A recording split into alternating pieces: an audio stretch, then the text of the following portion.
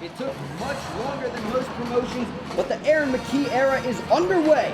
Find out how the men's team fared in its first game of the year against Drexel. Plus, men's soccer and field hockey wrap up their regular seasons on North Broad, but only one team remains in the playoff push. Stay tuned for OwlSports Update because it's live and it starts right now.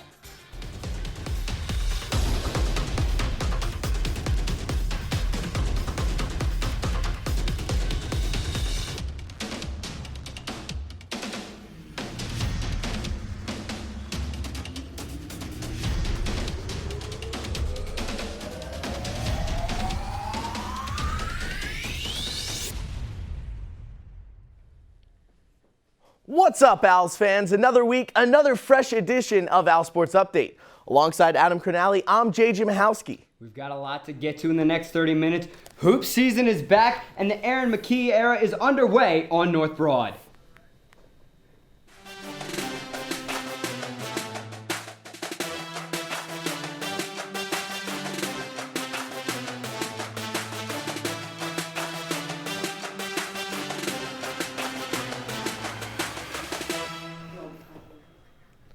March 20th, 1994. That's the last time player Aaron McKee stepped on the court as a Temple Owl. Fast forward to March 9th, 2019. That was the last time Aaron McKee stepped on the court as an assistant coach, Adam. Now, about 8 months later, a new era of McKee basketball on North Broad began when he took the court as the head coach for the first time. McKee's final win as a player in a Temple uniform came against Drexel, and that's the same team McKee faced off on Tuesday night in his head coaching debut. 7,000 plus on hand for the season opener, and this one was fun. Devondre Perry had fireworks for them early.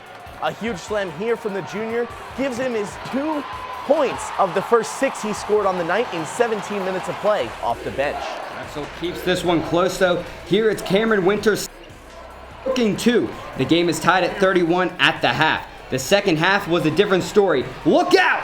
Quentin Rose is coming in for a landing with the posterized dunk. Rose had 14 points on the night. Well, Adam, Q Rose might have the flashy dunk, but check out this pass from co-captain Nate Pierre-Louis. Monty Scott puts it in the hoop for 2, and NPL picks up one of his 4 assists. Drexel isn't going away easy. It's Zach Walton with the bucket and the foul, but Temple is too much in the second half. Under a minute to play now, and we come full circle. Alani Moore II dropped the 3 to start the game.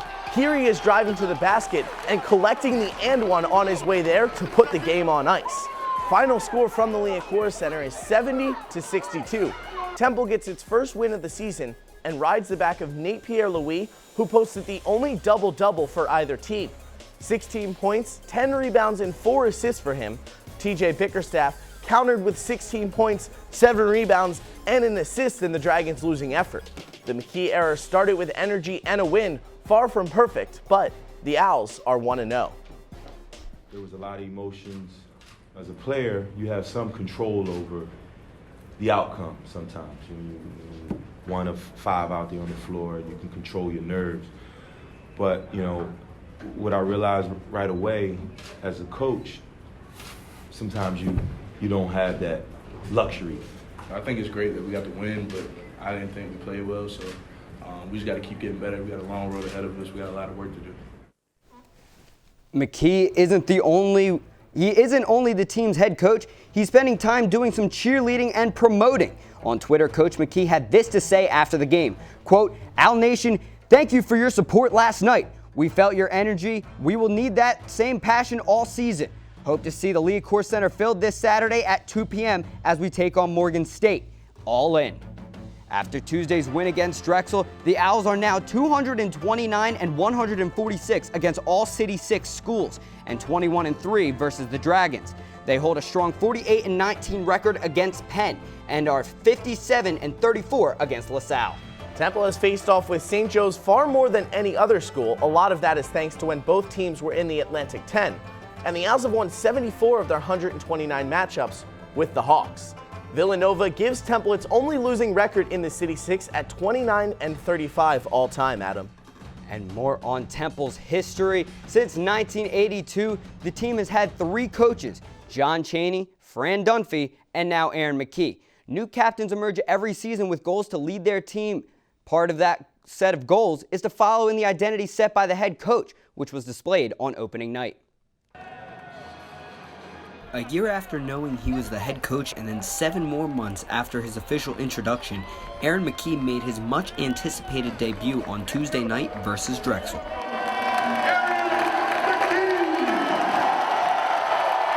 7,000 plus fans came out to the Liacouras Center to see what McKie's Owls had to offer. Temple came away with the win with help from the captains leading the way: Quentin Rose, Nate Pierre-Louis, and JP Mormon II. We just wanted them to settle in. Everybody got quick. Everybody's just started moving too fast. Yeah, it is our first game. We haven't really played up and down in front of people in a long time. That fast play led to selfish basketball in the eyes of Coach McKie. At halftime, the score was tied. I didn't like how the first half ended, so I went in there and I gave them a big piece of my mind. Everybody was out there trying to win the game on one play. And that's not how we practice. Throughout the history of Temple basketball, there's been a mindset and a mentality when playing on courts such as this one at the Liacouras Center. Under new head coach Aaron McKie, the mindset is clear. It's to keep calm and stay in control. We want to play with a good pace, and when I talk about pace, it's really trying to control the game. The presence of former captain Shiz Austin Jr., who was in attendance for this one, perhaps settled the team down and helped remind them of that mantra. Shiz means everything to me. That's really my big brother. He respected the team, he played for the team, he honored the team, and that's all that we preach. With that honor comes a new rotation scheme. We're really a deep team. When you're tired, the next guy is up.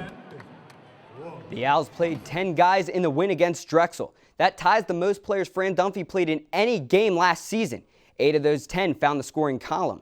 The new game plan could become effective down the stretch if McKie continues to get production from all of his players on a nightly basis. At least that's the goal. McKie has big shoes to fill. He played under legendary coach John Chaney, who amassed 516 wins over 24 seasons in his tenure on North Broad.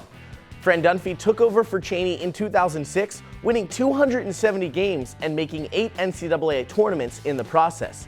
McKie joined Dunphy's staff in 2014 as an assistant coach before moving to associate head coach prior to the 2018 season. And he's on his way to becoming a great 1-0 with a few wins to go to catch his 2 predecessors.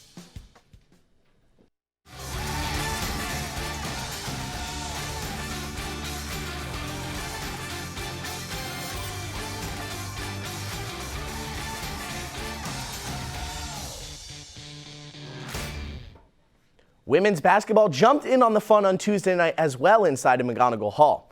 It was a 6 p.m. tip-off 2 hours prior to the start of the men's game. This was the first of 4 basketball doubleheaders for Temple fans on North Broad this season. The Owls entered the year after being knocked out in the first round of the AAC tournament back in March. The women welcome in Fairfield to start the year, first quarter of play, and it's Mia Davis getting the rebound to put the shot away. This is just the first basket of her 18-point evening. Back to Davis in a second. Alexa Williamson intimidates the opponent and knocks the shot away. Pass up the court to Ashley Jones, who pulls out the Euro step for 2 of her 21 points. Fairfield has answers this time, and it's Katie Armstrong who dumps the ball in for the layup. 32-27, your halftime score. 10 lead changes throughout the game. Marissa Mackins isn't having any of it. She goes no look to assist Jones, who drains the 3-point basket. Fourth quarter of play and Temple in control on top 66-49. Mia Davis goes inside for the and one to complete her night. Owls win 77-59. I just felt like, for the last couple of months, we've been trying to prepare for this moment. And every day in practice, we just harp on trying to get better and holding each other accountable. The team in general, I expect us to play that game, but even better going forward, just so we can keep winning. Because if we don't, then, things might go down. There were too many turnovers tonight where it was like they were unnecessary and pointless. But hopefully we get our turnovers down, we box out more, and communicate. Yep. It's time for our first break. We'll put a hold on the basketball talks for now, but we still have plenty to get to. From the world's top sport, football, to the sport Americano football, the United States, we have you covered here from the pitch to the gridiron when we return as the Owls get ready for a nationally televised weekend day down south. As we head to break, it's time for a new segment here at OwlSports Update. Adam, let's call it Diamond Plays. Here's number 3. We just mentioned it, and the shot belongs to Ashley Jones, who got fancy on the layup here. Look at that execution. Flawless, you might say, but there were still 2 plays we deemed to be better. Stay with us on the OwlSports Update to find out. We'll be right back. Welcome back to OwlSports Update. The men's soccer team closed out its season on Tuesday night with a lot on the line. A Temple win against SMU and a Memphis loss to USF would give the Owls a home playoff game, but it wasn't going to be easy with the Mustangs coming to Temple, ranked 10th in the country, and with a perfect road record. Temple had to do its part to beat the second-best team in the conference. The Owls stayed in the match early, not allowing a goal in the first half. In the 67th minute, the scoreless tie was no more. SMU's Nut Allander beats Simone Lefebvre to open up the scoring. 1 minute later, Temple has an answer. It's Pierre Cayette with the goal off the deflection to tie the game at 1. This was the junior's 3rd goal of the season. This game heads to a double overtime with that score, but in the 105th minute, it's Garrett McLaughlin with the dagger. His 15th goal gives SMU its 14th win on the season. This loss snaps Temple's 5-game unbeaten streak. Final score, 2-1. So, Adam, no home playoff game, but the season does continue into the postseason. Joining us on the desk is Paul Burke to talk about the recent surge from the Owls. Hey, Paul. Hey, guys. A month ago, playoff hopes for the men's soccer team seemed slim to none, but this 5-game unbeaten streak prior to the loss against SMU pushed them out of the bottom of the standings and into the American Athletic Conference tournament. It didn't start the way they wanted it to. Just 3 wins in their first 10 games made a spot in the postseason seem very illogical. But with help from 7 seniors, this experienced Owls team turned their season around. 5 wins in their final 7 games, earning the Owls a spot in the AAC Conference Tournament for the 3rd year in a row. We relied on them all season to help our group, and certainly that doesn't change now. We get in the postseason, all those guys have played in big games. Even with a regular season double overtime heartbreaker versus nationally ranked SMU, there are several positive takeaways. The biggest is knowing that Temple's season will continue with the 5th seed and a quarterfinal game Saturday in Memphis. This one hurts a little bit, but we got to regroup and we'll get ready for Saturday. It's definitely tough being the last home game, being the senior night, but it is what it is, and our minds are switched to Saturday. This team has played a very fast-paced and physical game here at the end of the season. Pair that with strong play in between the goalposts, and this team can make a deep playoff run. We're excited. I think what we can do on the field and off the field is huge, just to motivate the guys and showcase our talents and hopefully help the younger guys and all the other players to really raise their level and bring everything we got for Saturday. The AAC men's soccer playoffs are now set. Temple's game with Memphis starts this Saturday at 8 p.m. If the Owls advance, they will take on top-seeded UCF. Last year, the guys fell to number 20 UConn in the first round by a final score of 3-1. Let's see where they can go this year. Reporting from the desk, I'm Paul Burke. Guys, back to you. Thanks so much, Paul, and definitely be sure to tune in on Saturday night for that game down in Memphis as the Owls are back in the playoffs. Thanks, Paul.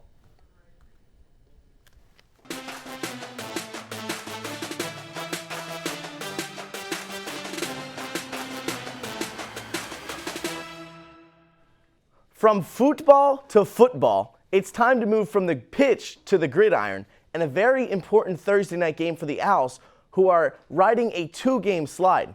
Inside the Nest reporter Ray Dunn is here with us on the Plasma to discuss this matchup. Ray, what are the Owls getting the Bulls at the wrong time, as USF has won 3 of its last 4?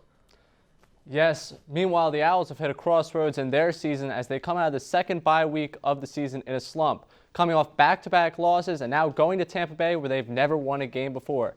The sense of urgency is certainly there right now with this team. You know, when you go down, just keep swinging. You know, when you get down and adversity comes, you know, teams tend to just crumble. You know, and I feel like if we just keep coming together after bad plays, you know, we'll be fine as long as we're able to come together, fix the mistake, and go out there and do what we got to do. Losses happen and they're over with, and we keep moving forward. When you when you stick in the past, then the past keeps showing up. So, like I said, we just ready to work, and that's what's going to help us get out of our little funk we've been in. 2 tough weeks and then a bye week. We've had a bad taste in our mouth the past couple of weeks, so it's a chance for us to respond and come back better, come back stronger, come back faster, and do what we need to do and come back home with the W. Now for the task at hand.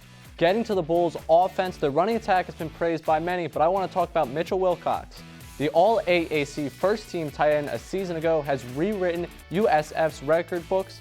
The senior averages close to 17 yards per game and opens up holes in the running game with his blocking for this offense. Now transitioning to the defensive side of the ball, this team is extremely aggressive. Linebacker Patrick Macon is no different. He flies to the ball. The grad student leads the team in tackles and has 8 tackles per loss on the season. He will do no favors to the Owls' struggling rushing offense in this game. Now, speaking of the game, it will be the Owls' third chance to get that 6th and crucial win to qualify for a bowl game. Interestingly enough, the last time Temple won a game in Florida was its 2017 Bad Boy Mowers Gasparilla Bowl victory. Reporting from Plasma, I'm Ray Dunn. Adam and JJ, back to you. Thanks, Ray. Temple will take on the Bulls in Tampa, Florida, Thursday night. You can watch the game on ESPN. Kickoff is scheduled for 8 o'clock. You can also listen to the game on the radio at 97.5 The Fanatic. Well, Adam, I think it's time we burn our second time out, but there's still plenty ahead in the closing minutes of this one. When we come back, we'll see how the fencing team fared at the Daytona 500 of fencing tournaments. The Temple Open, of course. But first, we want to show you what diamond play came in at number 2.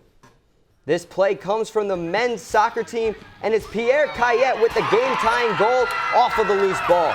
Temple trailed against the Mustangs for just 1 minute and 5 seconds before Cayette found the back of the net. We'll be back in 90. Welcome back. It's the best time of the year when the fall sports season overlaps with the winter sports season. Not only is basketball underway, but the Temple fencing team opened up 2019 with the largest tournament of the season at the Temple Open this past Saturday. Joining us live from the TU Pavilion is OwlSports Update's Caitlin Checkett. Hey, Caitlin. Thanks, guys. For the 40th year in a row, the Temple fencing team opened their season here on Broad Street for the 40th annual Temple Open. The Liacouras Center was packed with teams from all over the East Coast, making this event the largest one in the nation. That's it, right? Battle cries. On the rundown. Am I done? Rattling weapons, and individual combat. All sounds that came from the Liacouras Center for the 40th annual Temple Open. The fencing team competed against nearly 500 fencers from 30 different schools across the nation to start off its season. You're going to fence so many different people. They're going to be of all different skill varieties, so you just need to focus on what you need to do and what's best for yourself. This event is the largest collegiate fencing competition in the nation, making it the most exciting part of the season for both the rookies and the upperclassmen. Since it has such a big legacy, it's really important to me, and it also has probably the most diverse group of fencers. There were 2 big individual tournaments, so it's kind of like at the beginning of the season, just to give everybody a chance to kind of work off the cobwebs. Coming from places as far as Florida and North Carolina to universities as local as Drexel and Rowan, these fencers all came together right here in the Liacouras Center to unguard. My favorite part about today is seeing the hard work that the girls have put in and trying to see how they're applying that to competition, and so far I'm pleased. The Owls placed high, taking top 10 spots in all 3 categories: foil, épée, and saber. A good start for a team nationally ranked in the top 10. Temple had 6 Owls placed in the top 10 for this competition, with senior Malia He finishing in first place for saber out of 67 other fencers. The Owls will come back to Broad Street in February to compete for the Temple Invitational, closing out the regular season. Reporting from Student Pavilion, I'm Caitlin Checkett. Adam and JJ, back to you. Thanks so much, Caitlin. And while one season begins, another ends, and this time, Seamus O'Connor announcing on Monday that he'll resign from his position as head coach of the women's soccer program. O'Connor said, "I have had the pleasure of working with some fine coaches and exceptional young women. I have watched our players grow, both on the field and in life. Although it is not an easy decision to leave at this time, it is the right time for me and my family to look for a new challenge in the soccer world. O'Connor leaves after 7 years as head coach, poaching a 50, 73, and 11 overall record and 4 AAC tournament appearances. So, JJ, we've revealed our number 3 diamond play and our number 2 diamond play, but we still have to reveal the number 1 play. And when we come back, we'll reveal which diamond play came in at the top spot. Stick with us because we'll be back in 90 seconds. Welcome back to OwlSports Update. Temple wrapped up its season in front of the home supporters at Howarth Field on Sunday against Long Island. Early on, it's Mia Sexton with the goal to put the Owls up. Back come the Owls again, and it's Sydney Beck off of the feed from Lucy Reed for the goal. That was Sexton and Beck's first goals of the season. Temple adds one more here on the one-timer from Becky Gearhart to send the Owls out in style. They win this one 3-0, ending the season with 7 wins and 10 losses. For some, Sunday afternoon marked the last time they would step foot on Howarth Field as student athletes. 5 seniors were recognized before the game, the final game of the season, and had the opportunity to reminisce on the last 4 years as an Owl. OwlSports Update Dion Stewart has the story. As the field hockey season ends, so do the careers of the senior players on Temple's field hockey team. Against the Long Island University Sharks. Number 5, Lucy Reed, was one of the 7 seniors celebrated by her family, teammates, and friends. Reed has played 41 games and scored 14 points in her career as a Temple Owl. Field hockey has provided me so much, especially Temple University and our athletic department. This team has been so great all my 4 years. It's just been such a different experience each 4 years.